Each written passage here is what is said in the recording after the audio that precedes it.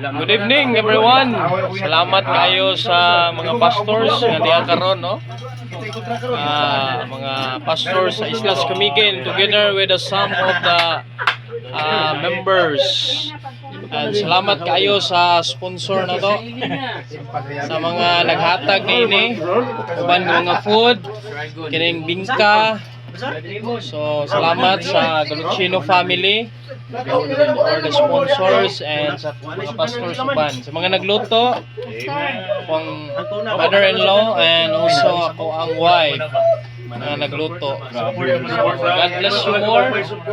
And thank you po, missionary, sa pag-preach namin. Talagang may reward talaga. Okay. So God bless and enjoy the fellowship. Okay. So thank you so much. Kain lang kayo ng kain, huwag kayong mahiya. Akala nyo bahay nyo to.